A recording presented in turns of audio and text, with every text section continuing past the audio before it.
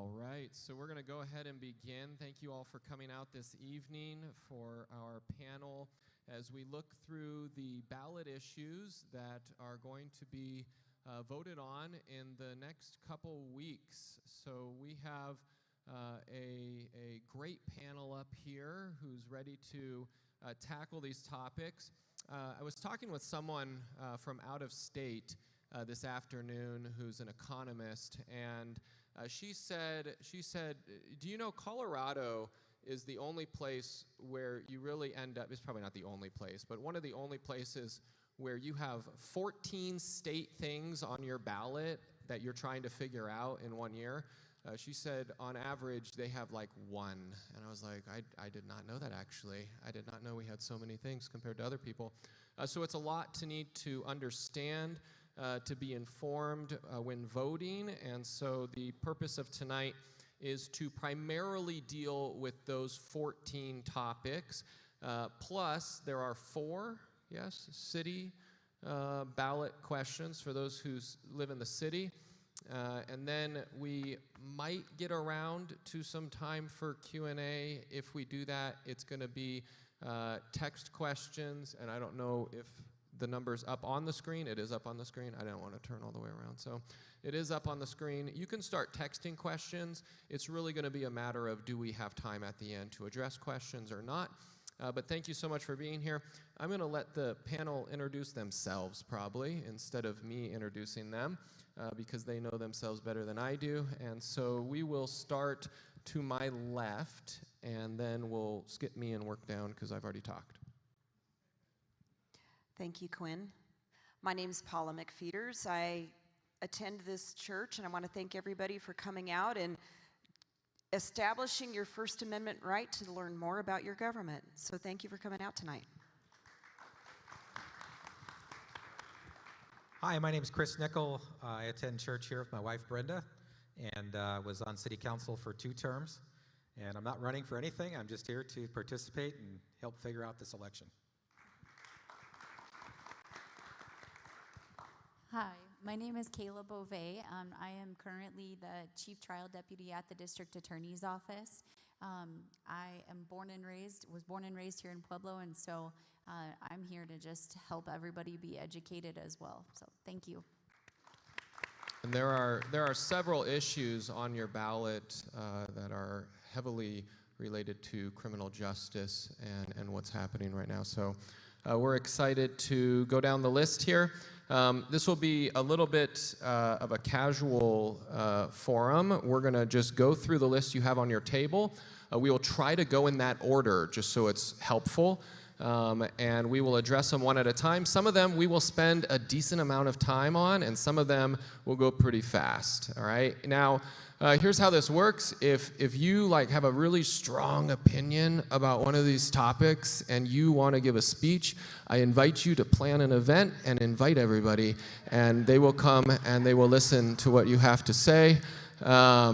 Or talk to us afterwards, okay? Or ask the question via text. So we're going to start at the top with Amendment G. So this would be an amendment to the Constitution of Colorado. Now, when it comes to amendments, the difference in terms of success would be it requires 55% of the popular vote in order to pass, whereas a proposition would only require 50% of the vote. And so we have amendments that we're going to go through. First, this modifies property tax exemption for veterans with disabilities. It modifies tax exemption for veterans with disabilities. Do any of you want to talk about this, or should I just go for it for a moment?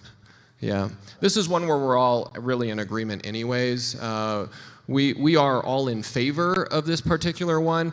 Essentially what it does is it allows veterans who do not have 100% unemployment or disability due to injuries during their service, but do have some level during their service to qualify for the exemption on property taxes. And so it seems like a simple way to, again, say thank you to veterans. And so we're all on board for this one. There's really no no dispute with this on the panel. So see, that was an example of a fast one, okay? Now let me give you one that we'll talk for a little longer about. Amendment H, Judicial Discipline Procedures and Confidentiality. So we're going to pass this one over to Kayla. So this is one that I'm in favor of as well. Right now, there is already a committee that reviews things that happen with the judicial committees, or with the judiciary. It's the Colorado Commission on Judicial Discipline.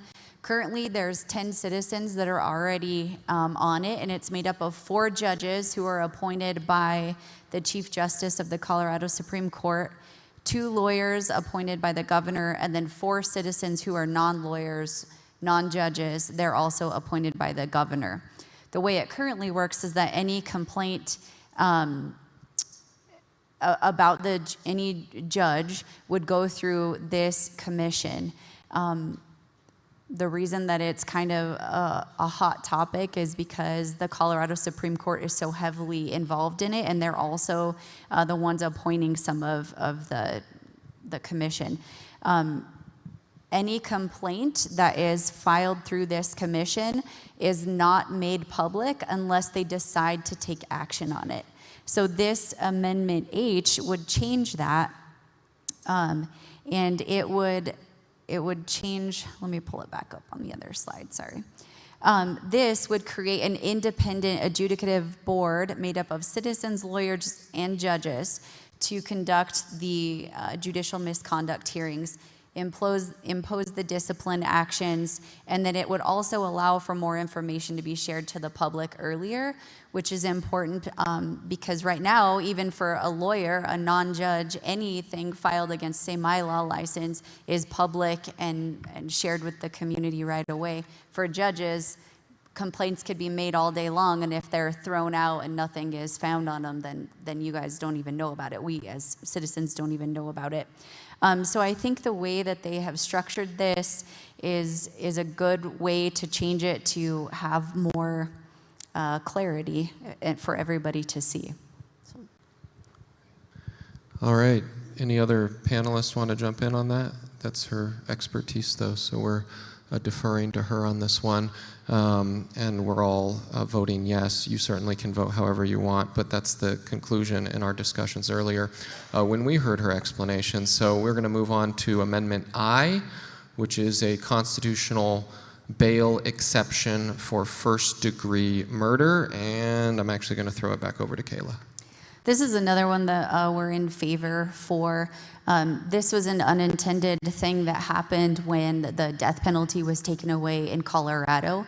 It then, since there was no such thing as a capital offense anymore, our people that are being charged with first-degree murder now they get bail. They're at least entitled to it. Now, we currently are arguing for incredibly high amounts of bail, and we're generally getting that from our judges. Say 100,000 cash only, or even we've gotten higher. We've gotten $1 million cash only on them. But prior to the death penalty being taken away, we were able to actually hold them without bail because they are so dangerous. This would put that back in place as long as the DA's office can meet the burden of proof evident or presumption great. What that means is that we would rather put on a little bit more evidence at a hearing for the judge to hold that proof is evident or presumption is great that that person would be found guilty of first-degree murder. And so that is the safeguard to be holding somebody without bail. So right now, even if we can show that and we can prove that at what's called a preliminary hearing for the judge to determine probable cause, even if we can prove that right now, they are still entitled to a bail. So this would take that away, and as long as we can still meet our burden, then we would be able to hold them without bail. All right. Anybody else want to jump in on that? No? All right. So we'll move along then to a topic that's certainly not contentious at all, and that will be Amendment J, one of the easier topics here, which is repealing the definition of marriage in the Constitution. So the full text, it's pretty short. It just says, shall there be an amendment to the Colorado Constitution removing the ban on same-sex marriage? So what happened is in 2015, the federal government made it legal to have same-sex marriage, but the Colorado Constitution has never been changed to match what the federal regulation is, and so the Colorado Constitution still defines marriage as being specifically between a man and a woman, albeit superseded right now by federal law. And so what you're voting on is, do you want to essentially remove any definition of what marriage is and the genders of the people involved, because that's really what it's concerned with, in the Colorado Constitution? And I'm pretty sure everybody in this room knows my position on this topic, because I know a lot of you, and so I'm certainly not in favor of this. I think that any way that we can hold our ground on what I believe are traditional values that are good for society, you know, my philosophy kind of broader on this, and without trying to be too descriptive, my idea is essentially what, legally speaking, what two consenting adults do is their business, but that doesn't mean I have to sacrifice the definition of marriage for you. And so I personally, I'm just speaking for me right now, I believe marriage is between a man and a woman. I think it's ordained and created by God, and so I'm not a big fan of removing that from our Constitution, and so I will be voting no. What I have just slightly different along the same lines. It says, remove the provision that the state constitution says only the union of a man and woman shall be valid or recognized as marriage in this state. A yes vote supports removing the provision of the state constitution that says only the union of one man and one woman shall be valid or recognized as a marriage in this state. A no vote opposes removing the provision of the state constitution that says only a union of one man and one woman shall be valid and recognized in this state. So I think that helps to clarify a bit, and I will be voting no on this one. We will move on. Obviously, that was a contentious issue, right? That was the joke. We will move on now to Amendment K. Amendment K is modify constitutional election deadlines. Shall there be an amendment to the Colorado Constitution concerning the modification of certain deadlines in connection with specific elections? Paula, did you want to talk about this one? Sure. This is one that I personally oppose. What it does is it's intended to provide more time for the election officials to certify signatures, but it subtracts a week from citizens being able to gather signatures for a ballot process. So what it indeed does is it makes it harder for you as a citizen to get anything on the ballot. And I, for one, am not in favor of making it harder for you to address your government. So I'm a no vote on that one. All right. Anybody else want to chime in on that one? If it seems like we're going fast, we've got to get through 19 things overall, 18 or 19 things when we count the city. Kayla, do you want to chime in? No, I agree with Paula on that one. All right. So now we move on to the one other not very contentious issue, and that would be Amendment 79, which is the constitutional right to abortion.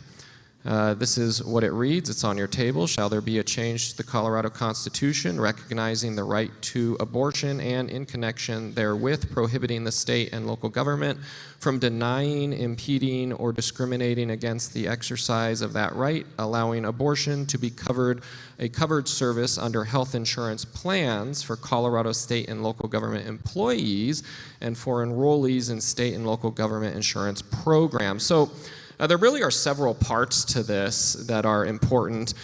What happens here when it comes to the actual access to abortion, this doesn't change much. Colorado law already has access to abortion, unfortunately, up to the point of birth. What this does is it just solidifies that part deeper into Colorado law to make it much harder at any point in the future trying to put any type of limitation on when and if and to what point you could perform an abortion.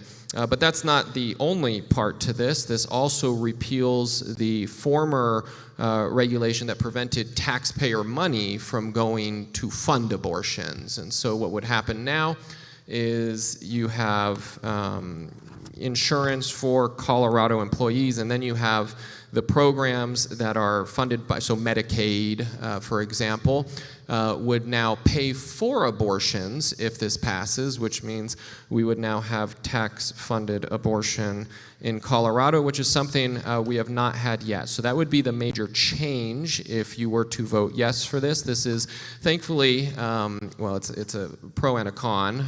It's a constitutional amendment, so it needs 55% of the vote in order to pass. And so it's a little harder to get this done. I think it's, you know, everybody here already knows what we're going to say on this topic. We are not for constitutional abortion at any point in pregnancy and taxpayer dollars paying for it to be done. And so I'm certainly going to be voting no on this one. And I think, Chris, you want to chime in? Yeah, I think it's exceptionally dangerous to add this to the state constitution. The legislature, interestingly, tackled this right before it was leaked out from the Supreme Court that they were actually getting ready to address this. And the legislature seemed to know that they needed to handle that topic right at that time. And the timing of that, I think, was questionable or interesting. But the fact that this is going to add it to the Constitution, in my view, makes it dangerous. And I'll be voting no. All right. So let's move on to Amendment 80, Constitutional Right to School Choice. Anybody want to go first, or should I take this one? Yeah? All right. I'm going to start. When you look at Amendment 80, I've actually heard quite a few people I know, well, I've read on social media, people opposing this, and essentially what the comments have been is it's unnecessary because Colorado law already allows for parents to have choice in their child's education and the type of education.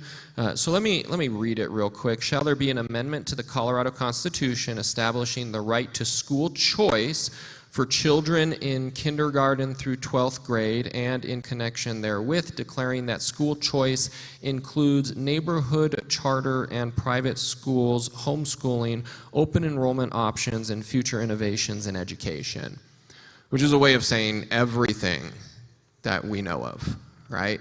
So I'm actually very much in favor of this one. And one of the ways you can tell if you should be in favor of something is who's not in favor of it. Like, who's fighting against it? And one of the main people fighting against this, who you might like, but you know, you'll figure out I'm not a huge fan, is the Teachers Union of Colorado. They really don't like this one. And so when they're spending money to try to stop this from happening because they're concerned that public schools might not have as much funding because kids will choose other options. In my book, you know, you have the right to choose public school if you want, but more important than the public school getting money is the parent being allowed to decide what happens with their kid. And so we have a lot happening in our world right now where parental rights is being attacked, where parents are being set aside as the primary authority over their children's education. This is not in a far-off land. This is in our city. This is here in District 60. And if you don't know what's going on in District 60 right now, and I'm not going to go into a lot of detail, but please reach out at some point, because we literally have legislation that's writing in, we hide it from the parents. Literally. Everybody at school knows, but when we talk to the parents, we don't tell them about their kid in this area. And so I am a very strong advocate of parental rights when it comes to their children and what they want for school. I also run a few private schools, so that's a little bonus here. I think that parents should have the choice in what they want to do with their child's education. So I'm voting yes. Yeah, I'll agree. I think with everything going on in our schools today, our son was a product of public schools, so was I, and my wife as well. But I don't think we'd make that same decision if we were to have kids, a child at this stage. Just everything has changed a lot in the last few years. And when you look at the woke agenda, the indoctrination that's going on in our school system, everything from gender issues to rewriting our history of our country, and tearing down our monuments and things that are of historic significance, I think that's all the more reason we want as much choice as possible and any option available. And I look at it as a testament to what we're doing here with the school that we've created and the schools that are in Pueblo through Forging Pueblo. I think on the first day there are 90 kids ready to sign up, and I think it's even growing. So I think that is indicative of there's definitely a need and a desire to have alternatives to the public school system. And as a parent, I'm for parental choice, and I'm the parent. And my sons have both attended a public charter school. It's been the best choice ever for my family and our kids. And I think as much as it creates a little bit of discontent for folks, we as parents do have the right to decide what our kids learn, where they learn it. We're the taxpayer. Our property tax pay for that. This isn't controversial to me as a parent. I know it is in public education. But I think it's time for parents in Colorado to really have that choice. So I support this as well as an option, not just for me, but for other parents in Colorado. All right, so we have an enthusiastic yes from all of us are going to be voting yes on this. So we're done with the amendments. We'll now move on to the propositions. Proposition JJ, which is retain additional sports betting tax revenue. Would you believe it that the government wants to keep more money? It's a shocker, really. We've been doing these panels for, 6 years now, probably. And every time there's something about the government wants to go beyond the current limits of what they're supposed to have and keep more money. So the government taxes, obviously, sports betting.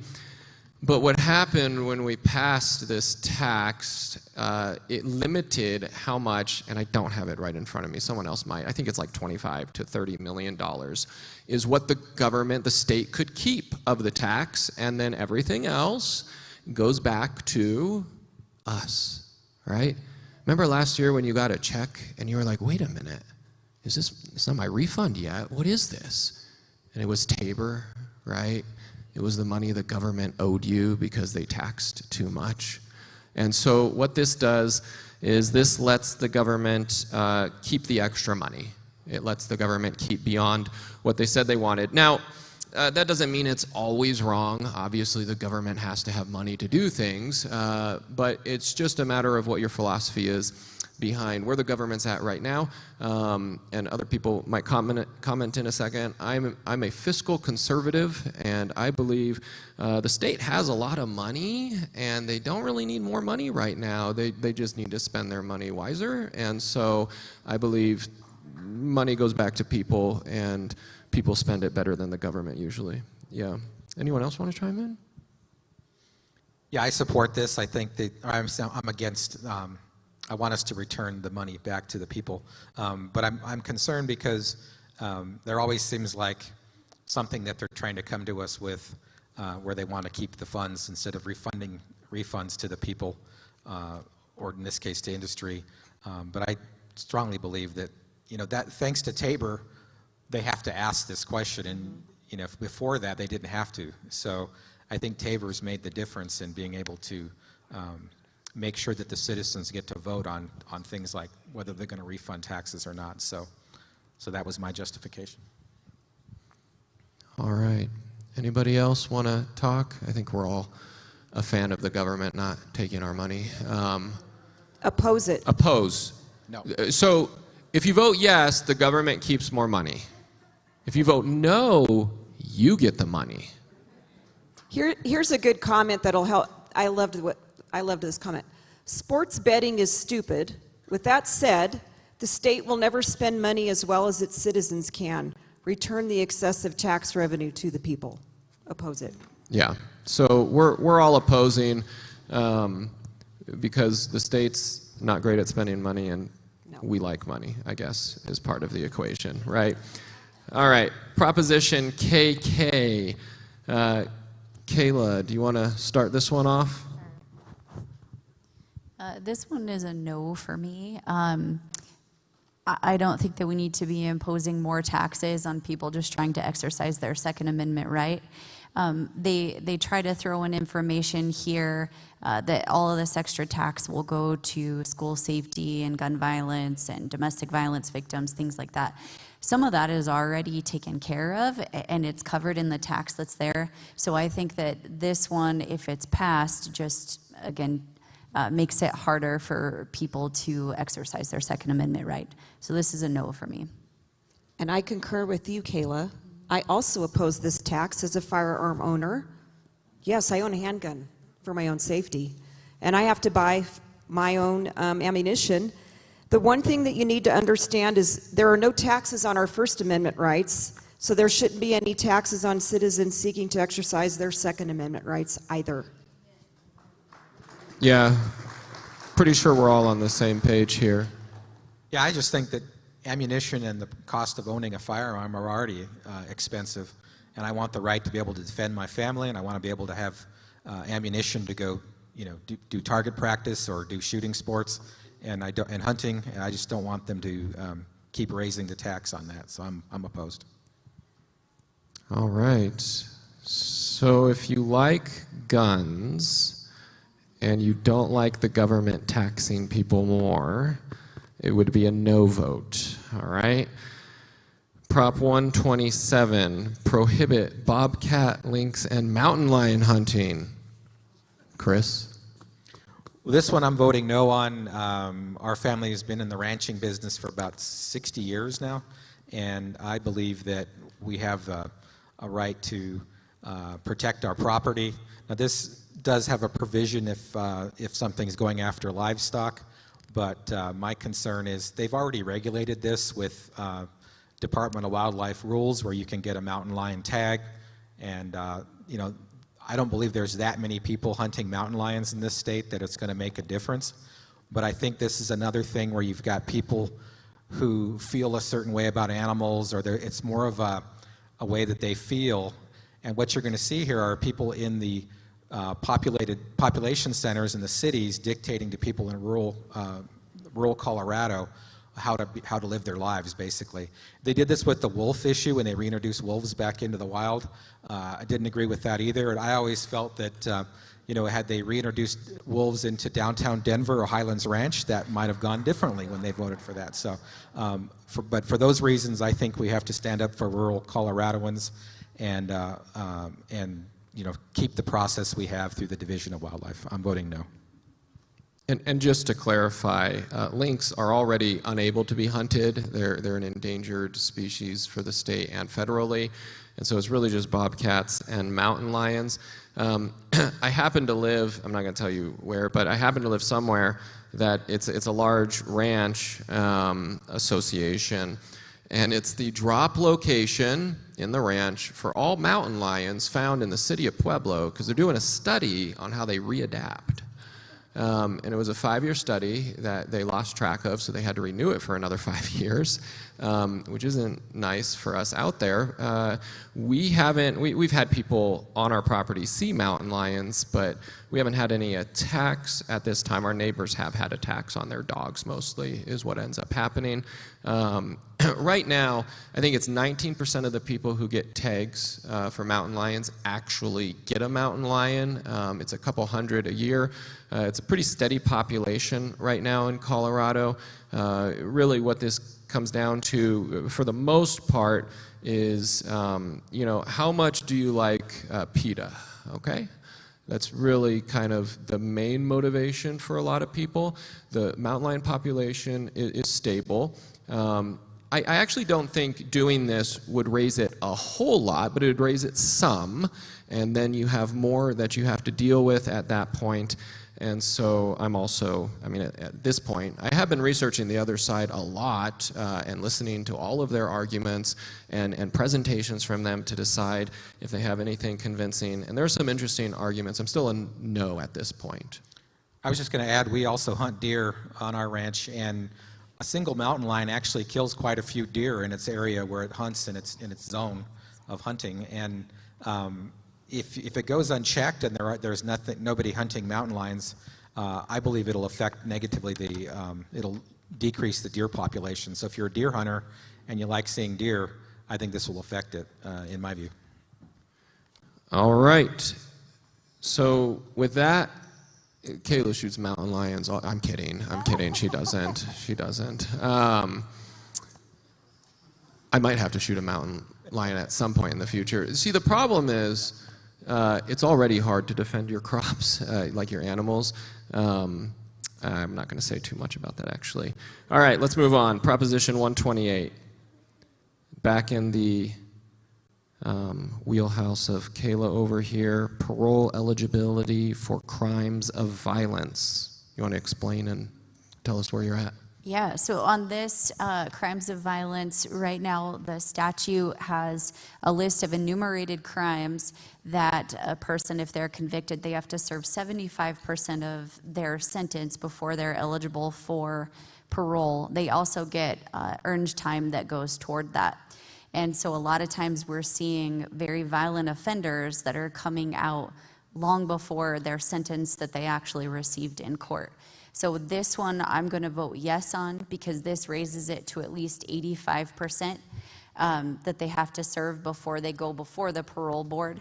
And it also puts in a provision for people that have multiple convictions for it. I think the proposition in here says a person who is convicted of a third or subsequent crime of violence is ineligible for earned time or discretionary parole.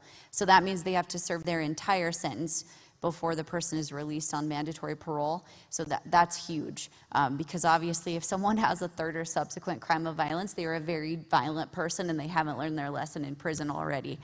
So this would actually make them stay. But additionally, that 85% is a big deal.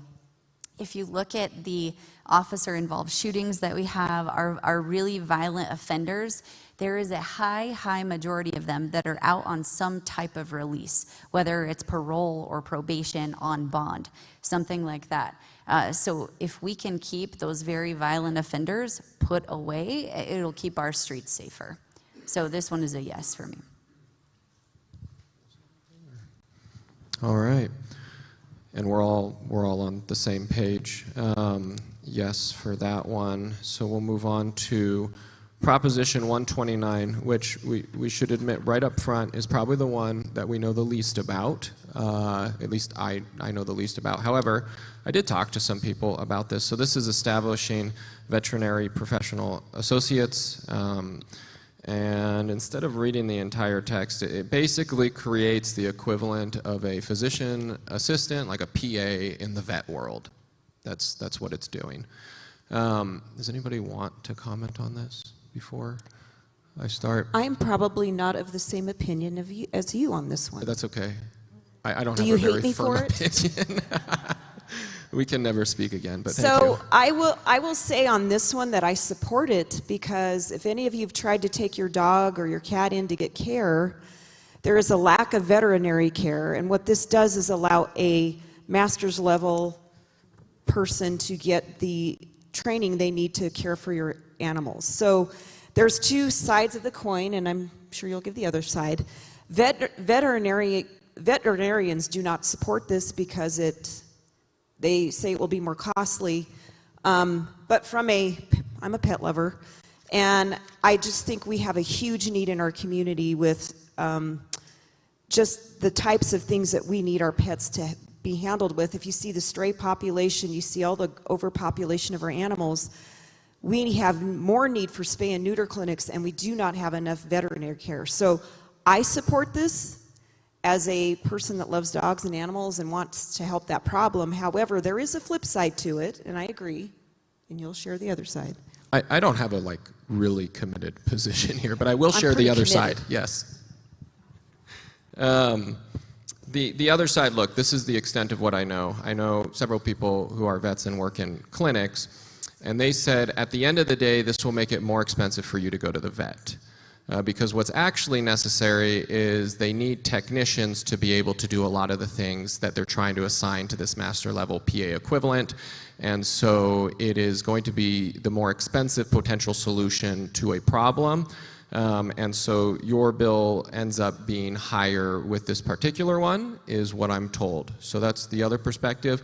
And it's really interesting that we can disagree and not be yelling at each other, isn't it? That's really strange. It's okay, Quinn. I know I'm right, but it's I okay. know. You might be right. You might be right.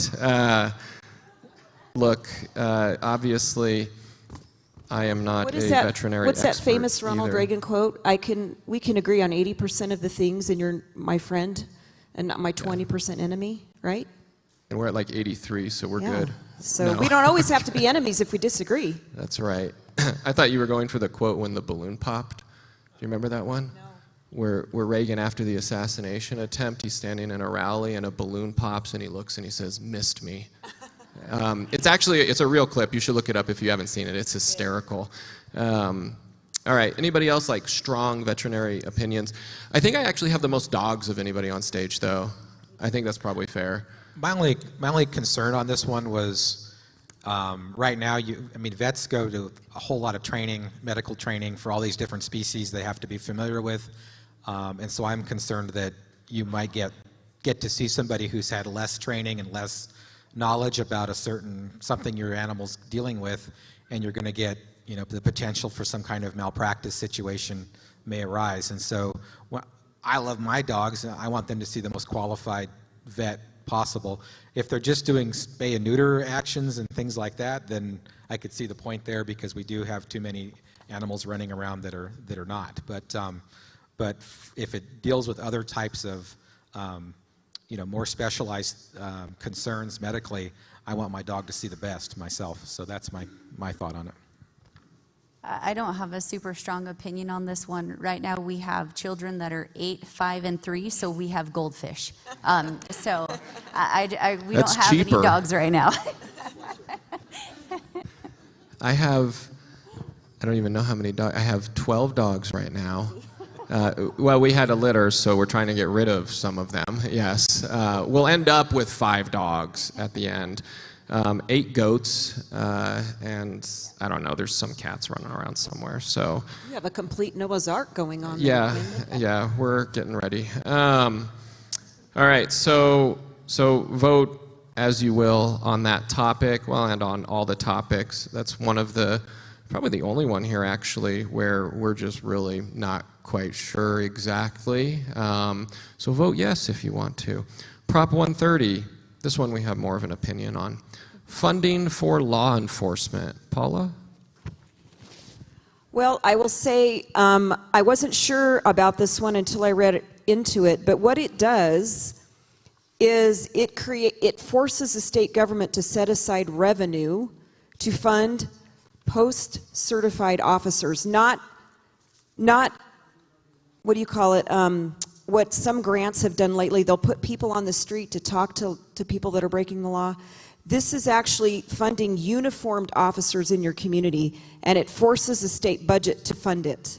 So in other words, it requires us to put more funding towards law enforcement, which I think is a great thing.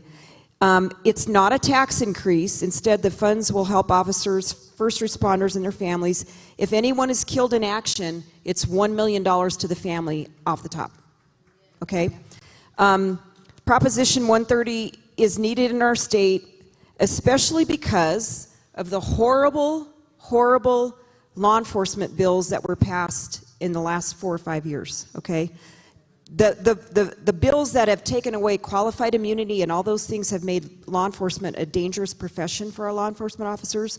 But what I like about this one is it forces the state to set aside those dollars. So you as a taxpayer, if you vote for this, you're saying to the state legislature, we know you have your priorities, but we want public safety. And I think that is a message they need to hear, because the legislature is not protecting us as a citizenry and definitely not protecting law enforcement. So I'm in favor of this one. So on Prop 130, I'm a firm support it, vote yes. So am I on that one. The first, if you're looking at the arguments in the blue book that you'll see, the first statement in it says law enforcement is a critical and underfunded public need. And I couldn't agree more. If you're looking at cases and how offenders even get prosecuted, nothing comes to the DA's office until it's been investigated by a law enforcement agency. If you don't have the cops to investigate it, you don't have cases, the criminals are running the streets. So it's certainly something that we absolutely need.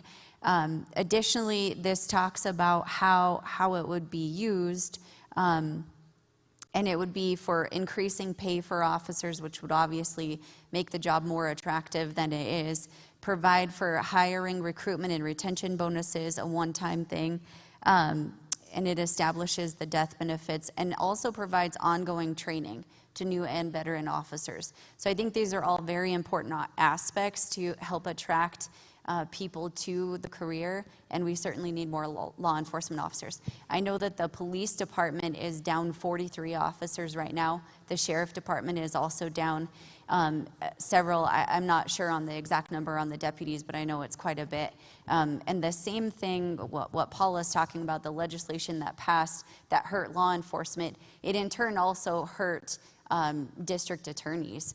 And across our state, every office is short.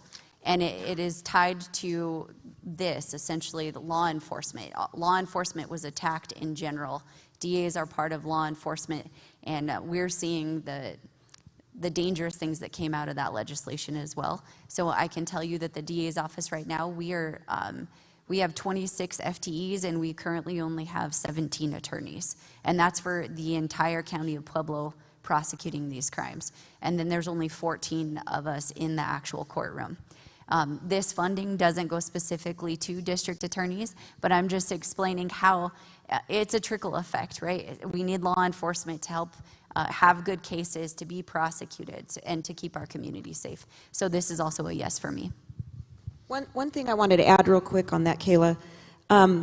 This is about a little over $300 million of the state budget that would be set aside. The thing you need to know, what the state has done, is they've done a lot of the grant programs that fund non-uniformed police to be on the streets, to talk to those that are breaking the law and convince them not to break the law.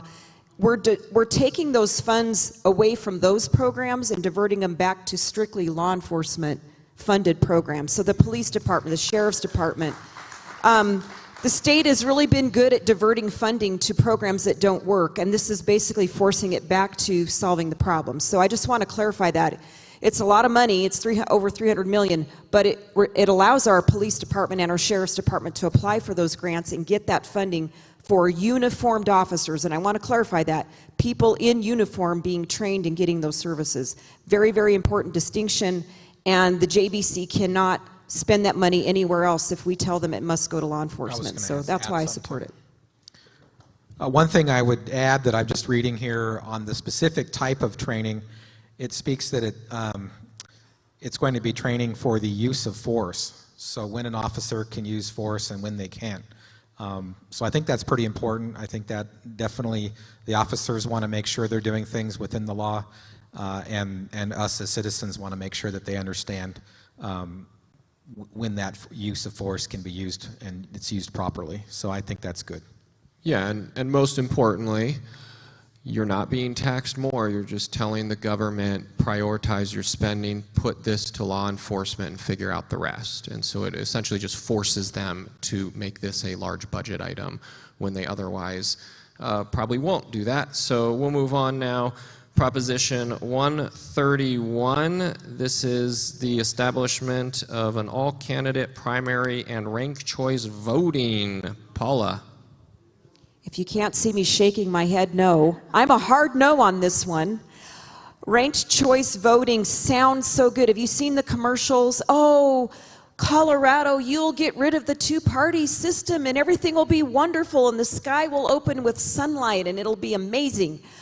If you want to look at ranked choice voting and what it does, it usually puts the worst candidates at the very top. You don't get to vote for the people that you really want. What it does is it puts everything in a pool, and it really is horrible. If you look at the state of Alaska, just do a little bit of research on how their elections have turned out. California, This is a proposition that's being purported by a billionaire that wants to change the way Colorado votes for a reason. So it's a cautionary tale on, right now you get to vote for who you want.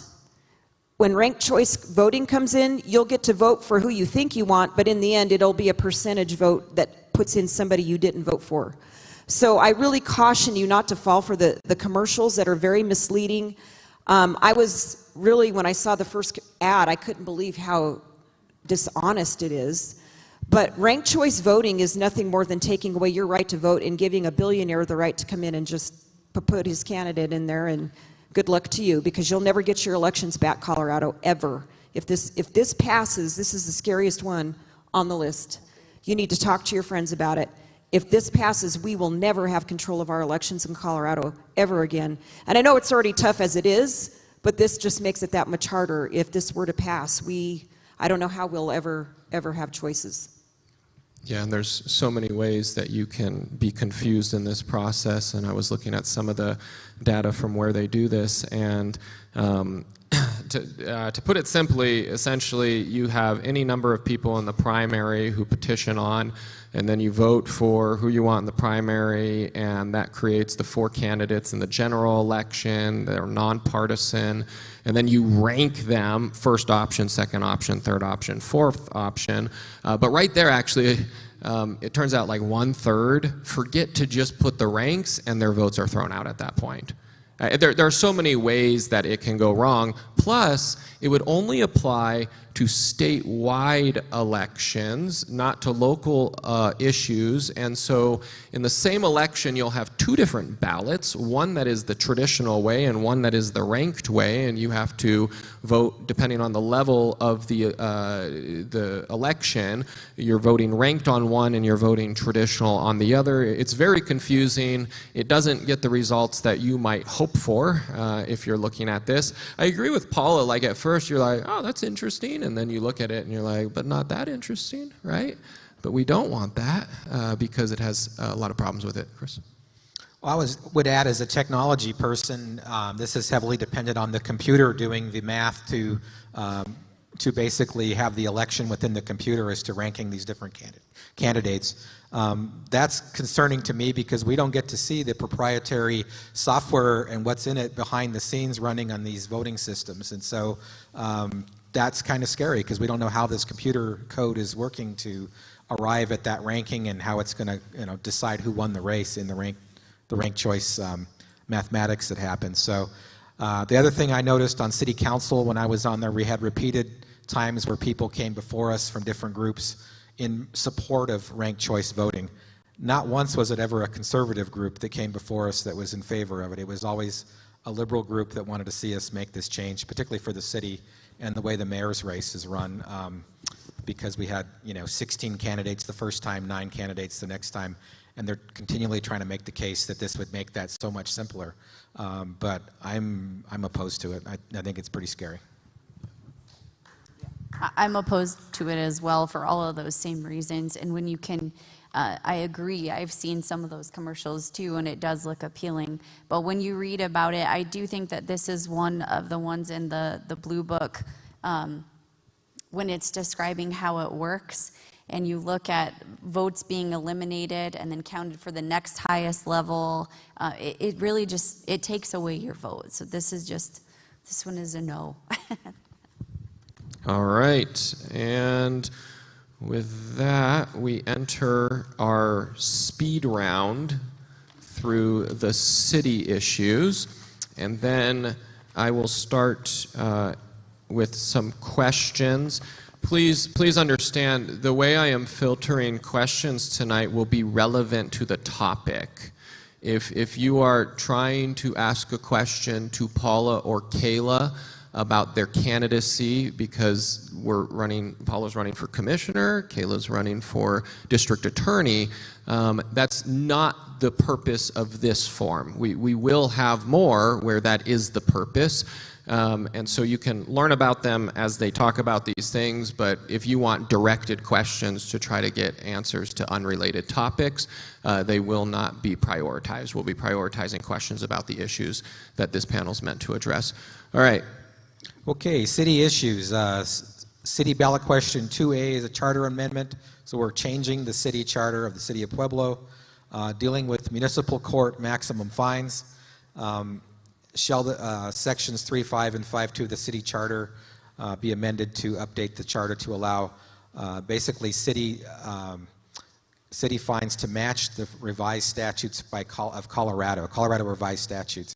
My only concern is, I know what the maximum fine is in the city. I believe it's about $1,000. I'm not sure what the state statutes are, and from everything I've seen coming out of the legislature, they seem to always want to weaken everything and not hold anybody accountable ever. So that's my concern about it, is what's that fee, or what's that fine max at the state level? I don't have the answer to that. So for me, this was a question mark. I think there needs to be more investigation on this one to find out what exactly that state max is. So I don't really have an answer for you on that one. But And just to echo kind of the sentiment, I think there is wisdom also in allowing local government to have more say than less say in issues. I, like Chris, don't have a whole lot of information about this one. You can't find a whole lot of information about this one. But I like, as a home rule city, to be deciding more things than less things. But again, I don't have a great amount of details, so go on. okay, question 2B is a charter amendment to modernize terms and technology. This one seemed fairly benign. It updates the terms and the technology in places throughout the city charter, and it gives about 10 different instances within the charter that it's looking to modernize. So I would say vote yes on this. I didn't see anything here that was really concerning. On ballot question 2C for the city charter amendment, general election coordination. It basically says, shall Article 19 of the City Charter of Pueblo be amended to allow greater election coordination and lessen the need for standalone elections at the city's expense by extending the time allowed for recall of elective officers. This one kind of bothered me. Right now, I believe it's 120 days. They have to have an election after the recall petitions are certified for recall of a city official. I'm concerned because if they can push it out till the next election, I could potentially see somebody that's really bad or done something illegal or done something really wrong on city council that we, the people, want to remove, and we can't because the city clerk or the city attorney is blocking that. So for me, I'm going to vote no on this because I think it's worked for a long time, since 1957 when this charter was initiated. I just don't think we need to change it. So I'm voting no on that one. City question 2C, 2 Charlie. And then city question 2D, Delta, charter amendment, municipal election provision. This one basically says, shall the City of Pueblo be amended to section 4.2 to allow the flexibility of a runoff election for the mayor's term. And it also sets that the mail-in ballot is the preferred choice method of handling ballots for the city for those races. So I know a lot of us are concerned about mail ballots, and pretty much they're doing that now because that's the state standard. But if that's a concern for you, the way we handle mail ballots, then I would say vote no on that. And so that's basically all the city issues. All right. Again, if you're not in city limits, those are not going to appear on your ballot, but all, however many state ones, will appear on your ballot. So we're going to go into some relevant questions that have come in that really are more clarifying. And I'm going to pass this one to Paula, at least to get your thoughts. Prop 131, which is the ranked choice, right? Why aren't we seeing any ads for dissent on this prop? Well, I believe it's because the person that's promoting the prop is so well funded. He's a billionaire. He got it on the ballot, and the opposition to it has really relied on those of us that are learning about it. So you can imagine how difficult it is to have an opposition campaign against a billionaire who wants to pass something. Who's coordinating it? Who's doing it? Well, we're doing it right here, talking about it.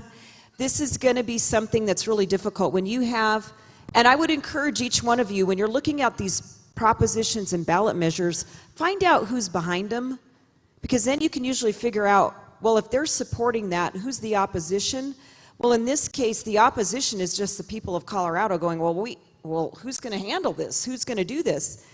There is no ads. There's nothing opposing it except the conversations that we're having, unfortunately.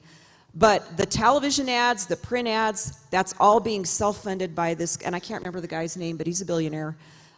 He has gotten it on the ballot with his own money. He's spending his own money. And really, it's the citizens of Colorado having to figure it out on their own because there is no coordinated effort to really combat it, unfortunately. But you should know that, learn a little bit about who he is and what he's doing. But really, it's scary because, again, he's just a multimillionaire coming in doing it. So that's why you aren't seeing a great opposition to it, because it costs, if you can imagine, if he's spending millions, who's got millions to oppose that in our state? Yeah. Yes. What was his name again? Kent Theory. Kent Theory. Yeah. Yes. All right. Let's move on to the next one and see if anybody has an opinion on this. Could any of the constitutional changes be better served by statute or popular vote rather than making it part of the Constitution? I'll take like an initial stab at this. Some of them you would have to make it constitutional because the current statute is a constitutional issue. And so if you're talking about like the veterans topic, if the Constitution mandates how that works already, you would have to make an amendment to the Constitution in order to change it. And so I don't think they always have the option to do it another way. When it comes to that one, when it comes to repealing the definition of marriage, that would be a constitutional issue. When it comes to the abortion deal, that's them trying to take another step in solidifying, and so they already have it by popular vote, and so they're trying to go to the next level and make it even harder to ever change. But anybody have any thoughts on why? Well, my fallback position on charter, on changing the state constitution or the city charter, because it's really permanent once you do that, is if you don't understand it or you're not sure about it, vote no on it, because we're basically amending the state constitution. And over the years, these numbers of these ballot issues, it just used to be a couple, fewer here and there, and every year now this number seems to increase. And we have representative government. We send our legislators to represent us, to be experts in a lot of these areas. The thing on the veterans, well, it sounds good. I mean, like, we're going to help veterans that have disabilities by giving them a property tax exemption. My question is, how much does that cost? How much of an effect will that have on the state's budget? I don't know that. I don't know that anybody really does. Maybe the people that put that together do. But those are the kind of things I think the representatives at the Capitol should hash out, figure out what the impact on the budget is, and then put it forward and vote on it. They're asking us to vote on it. So that's I'm always leery of these things when there's so many of them and they're complex, and in both the state level and with the city government. So that's, I guess, my concern about it. All right, so let's go. We had several people ask essentially the same question when it came to the school choice topic, Amendment 80. Basically, everybody wants to know if that means vouchers and the money follows the kids. No, that's not what this means, unfortunately, from my perspective. I am a huge fan of, within regulated reason, money following kids. Obviously, I don't think you can just have a blanket statement of anywhere the money goes without any regulations, because then you'll have people, and I grew up, guys, I was homeschooled, but then you'll have people who homeschool and they just keep all their kids at home to get the money. And so you do have to have regulations on things if you're going to be throwing money at it. I am a fan of money being assigned to the child, but this would not do that. All this does, it doesn't change much. It just solidifies what's already here. And that is, you don't have the right as the state or the government or a school district doesn't have the right to tell you how to educate your kids or by what avenue you choose to educate your kids. You'll remember back in 20-something, California tried to ban homeschooling, right? And it didn't work. They got sued and they lost, but it's really to solidify in the Constitution these standards so that something like that can't happen in the future. I do think it makes it easier to work towards voucher systems. I do think it helps move in that direction of people being interested in parental choice as the primary topic of concern, but it would not do that, no. All right, does anybody want to chime in on that one? Okay. All right, next question. Is George Soros funding Proposition 131? I have no I don't idea, know. but it wouldn't be surprising if he was. He seems to always be behind those kind of initiatives. It's the gentleman that was mentioned earlier. One other thing I want to add about what's happening in Colorado, which is interesting.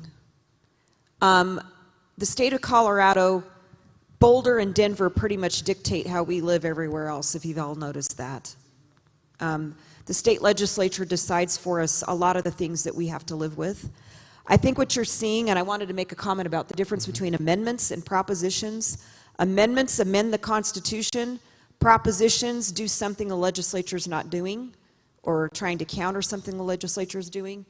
And this is the disconnect in Colorado that you're seeing, because this ballot that you're getting has the most amendments and propositions ever on an election. You're going to get 3 pages, and this is why we're reviewing this with you tonight. You're going to need your coffee pot, I don't know, 2 Diet Cokes. I don't know what it's going to take for you to get through it. We're trying to give you some shortcuts, but this is what happens when your legislature is disconnected from you as the voter. You get chaos on your ballot. And I think that's, in one way, a good sign that maybe citizens are starting to understand if we don't start getting involved. The bad part is our legislature should be representing you. You need to vote for people who represent you, not the state, not Denver. And this is the thing, the construct I'm trying to get across to you. We shouldn't have 3 pages on a ballot. We shouldn't be amending the Constitution right and left, and we shouldn't have 85 propositions. Because your legislator, do you know each legislator can pass 5 bills a session? That's 500 bills a session that the Colorado legislature passes every year. 500, okay? It's not for a lack of ideas, it's for the wrong ideas. So I encourage you to know who you're voting for, in addition to understanding the ballot language that's here. The reason we're having to review so many is the disconnect between what our state seems to be doing and what voters want. And so we have to get to a better place of not overwhelming the system, so to speak. Our poor postal service will deliver 50 pounds worth of ballots. Can you imagine? They're going to earn their money this election. But I really think that's just something to be said for what's happening in our state, and I want to throw that into you. This shouldn't be happening, and it is, and so let's be more educated. Let's start to understand what's happening, and maybe next time it won't be so onerous on us. Yeah, because it's not just these issues. You then are voting on CU Regent, you're then voting on Board of Education, you're then voting on county commissioners, you're then voting on district attorney, you're then voting on all of the state level offices, and all of these, and the city ones if you're in the city. Well, and I also am concerned about that there's a hidden agenda behind some of these. Some of these things that are being brought forward seem to have confusing language. I'm not really sure who's behind them, what their intentions are. And that's why I'm like, man, if I don't get it, I'm voting no, because it's really important when we change our Constitution. And that could be whether it's referred from the legislature or somebody that goes out and gets signatures to get it on the ballot. And a lot of the times it's the people getting signatures, there's a group behind that that's funding it with big money, because it's hard to get something on a ballot statewide. It takes a lot of work for like a local group to do that. Usually there's some group that's well funded behind it. So just in my view. Chris, you brought up a great here's a pro tip on voting when it comes to amendments and props. If you don't understand it, vote no. Simple. Never vote yes unless you completely know what you're voting for. I think a lot of people, they're afraid to vote no, but if you honestly don't understand it, don't vote on it, or vote no. Please don't vote yes if you don't understand it. That's another big problem that we have. We want to try to read that blue book. And let me be honest with you, the titles on some of these are not honest. The title says something that it's actually not doing. And so you have to be really careful when you read the title and you don't read what it's about, because the title's deceptive. So if you don't understand it, just don't vote yes, vote no on it, and you can save all of us a lot of headache. All right. On the funding for police, are we saying this does away with things like the current SOS team with mental health workers? Does it do away with that, or does it just specify the funding has to go to other places? It's not that specific that it does away with it, but it does say that the grant-making process must also go to uniformed officers as a priority. The SOS, I can't address that. It doesn't get that much in depth in the ballot.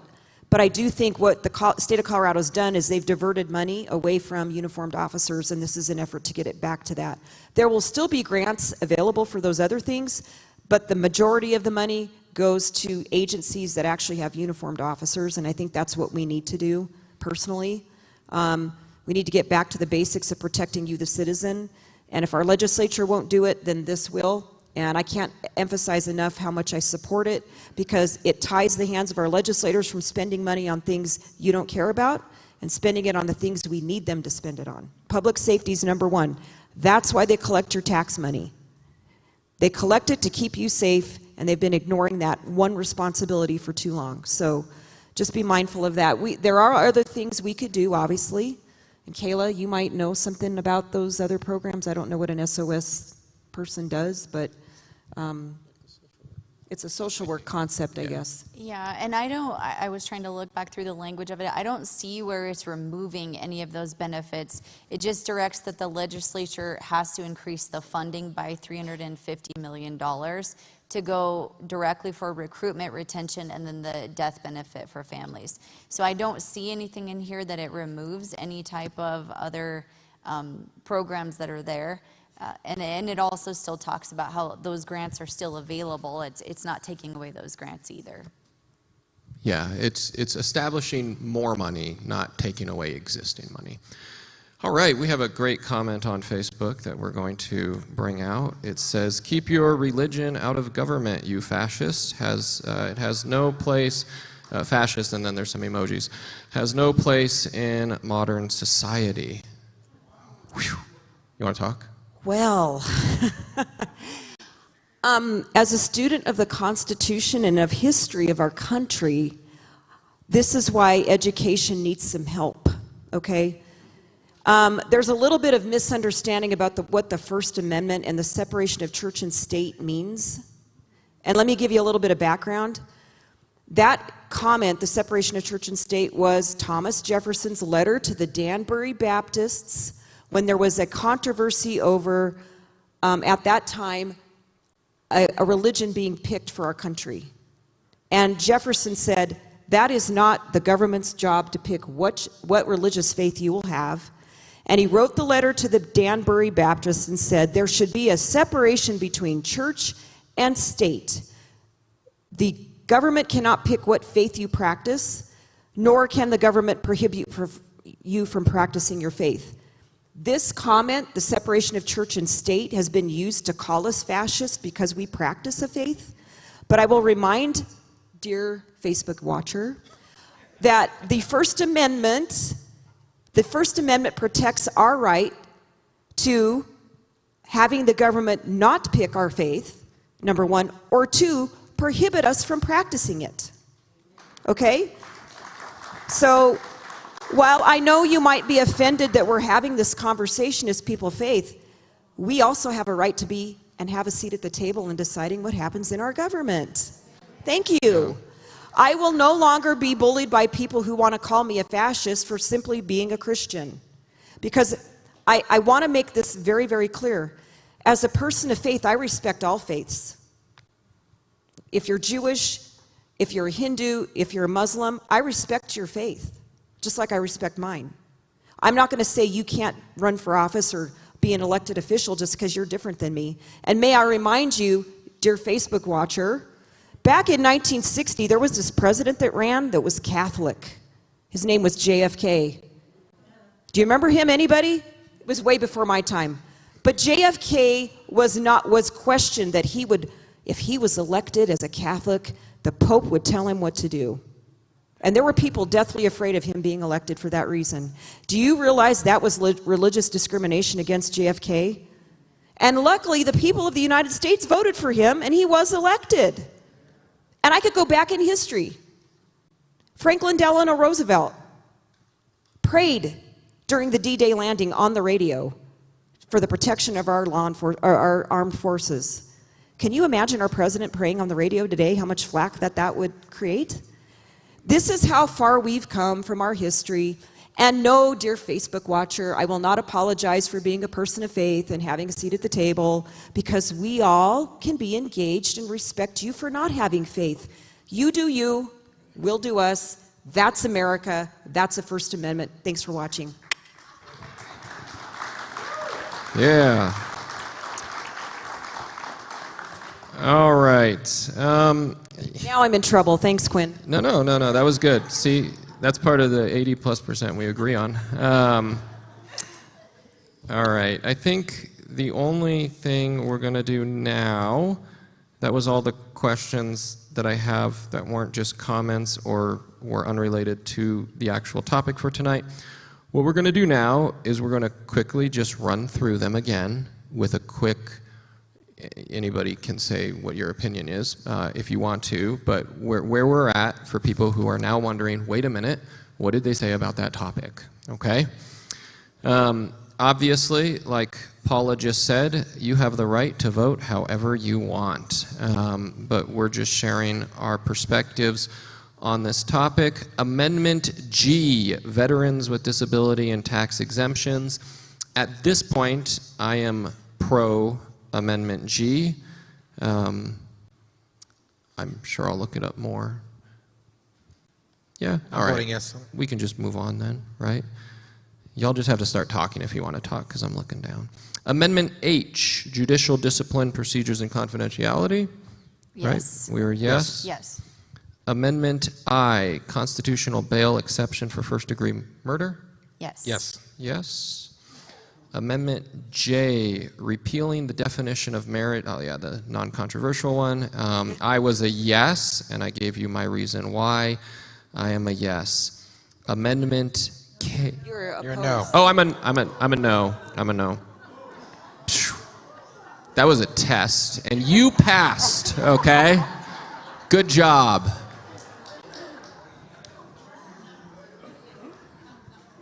When I said yes, I meant I'm in favor of what it currently says. I do want it to specify and define marriage in the Constitution. So it's a no for me to removing the definition. Amendment K, modify constitutional election deadlines. No. No. Oppose. Oppose. Amendment 79, constitutional right to abortion. No. Oppose. Amendment 80, constitutional right to school choice. Yes. In favor. Wow, you guys do have your papers out. That's encouraging. We hear the shuffling. You could hear it. It's like, like 40 Wow. years ago in church when everybody had Like when paper people had no Bibles, Bibles? and you'd say, turn to this passage, and you'd hear it in the audience. Okay. Prop JJ, retain additional sports betting tax revenue. No. No. Are these 50? Yes, yes.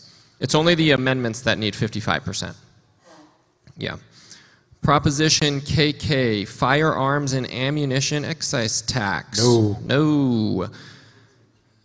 Proposition 127, prohibit bobcat, lynx, and mountain lion hunting. No. I'm at a no right now. Yeah.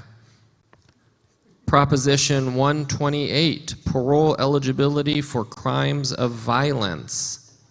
Yes. Yes. Yes. Proposition 129, establishing veterinary professional associates. Turn their mics off. Maybe. That's where we have some different opinion. Although I did have another person send me a message during this panel that said right now vet techs are able to do a lot of this, and it'll force them to stop using them and overwhelm the vet, and then they have to hire the people. Oh. So I don't know. I will keep hunting this down. I don't know if they're allowed to do that stuff or if they just happen to be doing that stuff. So maybe 129. Prop 130, funding for law enforcement, not increasing taxes, but just forcing them to make it a priority. Yes.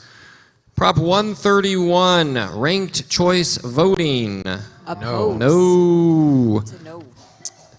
All right, I didn't memorize these ones. You can go for it. Okay, ballot questions for the city 2A.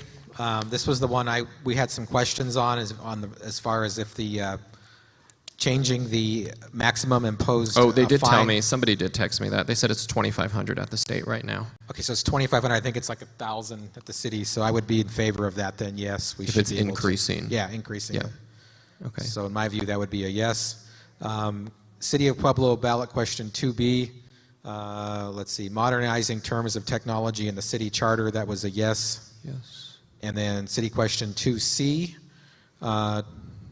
greater election coordination. This was the one where it expanded the time that they could do for a recall of elected officers. To me, that's kind of scary. I think that's a no myself. And then 2D is the one with that says that the mail ballot will be the method of choice for the city, which is problematic to me as well. So I'm going to vote no on that one. All right. And then we have two people up here who I'm sure if you have any questions would be happy to talk with you afterwards. We will have more forums, but thank you very much, Paula, for joining us. Paula is running for district No, I'm just running for county commissioner. Everybody votes. No. Oh, You have okay. to be from the district. But you have to be from the district, but everybody votes, yes. For county commissioner, Kayla over here is running for district attorney. Chris and I are just here for some reason, and so thank you all for being here this evening. If you have any other thoughts or questions, you can feel free to come up and chat. Have a great night. Thank you, everybody.